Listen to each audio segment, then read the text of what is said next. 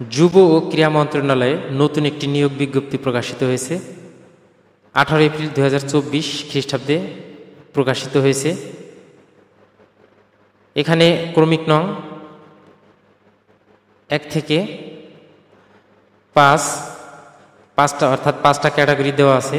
পদের নাম, বেতন স্কেল, শূন্য পদের সংখ্যা, শিক্ষাগত যোগ্যতা, যে সকল জেলার প্রার্থীরা আবেদন করতে পারবেন না।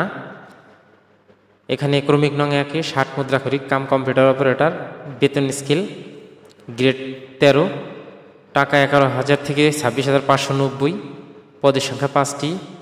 রাজস্ব খাতে স্থায়ী, কোনো শিক্ষিত বিশ্ববিদ্যালয় হইতে কমপক্ষে স্নাতক বা সমমানের ডিগ্রি হতে হবে, কম্পিউটার প্রশিক্ষণ প্রাপ্ত হতে হবে। প্রার্থীকে বাংলায় 25, ইংরেজিতে 25, গণিতে 20 এবং সাধারণ জ্ঞানে 20 সহ মোট 90 নম্বরের লিখিত পরীক্ষা উত্তীর্ণ হইতে হবে। লিপিতে বাংলায় প্রতি মিনিটে 45 শব্দ ও ইংরেজিতে 70 শব্দের গতি থাকতে হবে। মুদ্রাক্ষরে প্রতি মিনিটে বাংলায় 25 শব্দ এবং ইংরেজিতে 30 শব্দের গতি থাকতে হবে।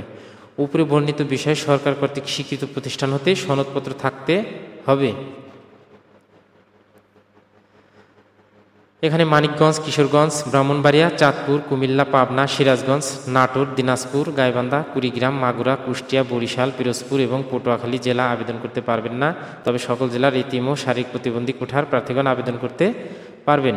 2 নম্বর কম্পিউটার অপারেটর গ্রেড 13, টাকা হলো 11,000 থেকে 26,590, পদের সংখ্যা 2টি। অস্থায়ী, কোনো স্বীকৃত বিশ্ববিদ্যালয় হইতে বিজ্ঞান বিভাগে স্নাতক সম্মান বা সমমানের ডিগ্রি হতে হবে এবং কম্পিউটার প্রশিক্ষণ অবশ্যই জানতে হবে।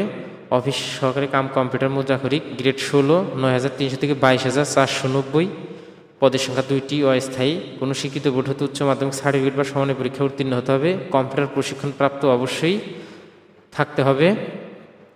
অফিস সহায়ক গ্রেড 20, 8,250 থেকে 20,010, 5টি। রাজস্ব খাতে স্থায়ী, অর্থাৎ এটা স্থায়ীভাবে লোক নিবে। কোনো শিক্ষিত বোর্ড হইতে মাধ্যমিক স্কুল সার্টিফিকেট বা সমমানের পরীক্ষায় উত্তীর্ণ হইতে হবে। প্রার্থীকে বাংলায় 10, ইংরেজিতে 10, গণিতে 20 এবং সাধারণ জ্ঞানে 10 সহ মোট 40 নম্বরের লিখিত পরীক্ষা উত্তীর্ণ হইতে হবে।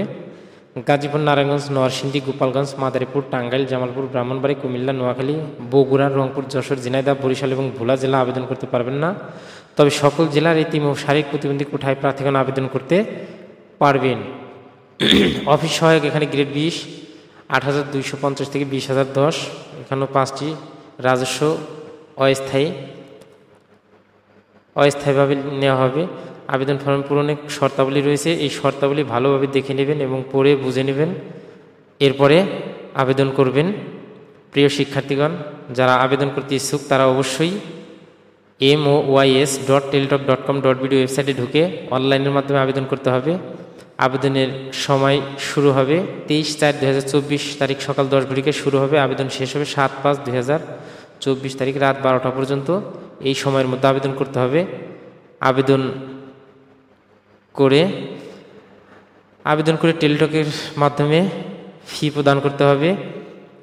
এখানে ক্রমিক নং 1, 2, 3 নং ক্রমিকের নম্বরের জন্য 200 টাকা এবং টেলিটক সার্ভিস চার্জ 23 টাকা, অর্থাৎ 223 টাকা এবং 4 ও 5 ক্রমিক নম্বরের জন্য 112 টাকা। ফি 72 ঘন্টার মধ্যে জমা দিতে হবে।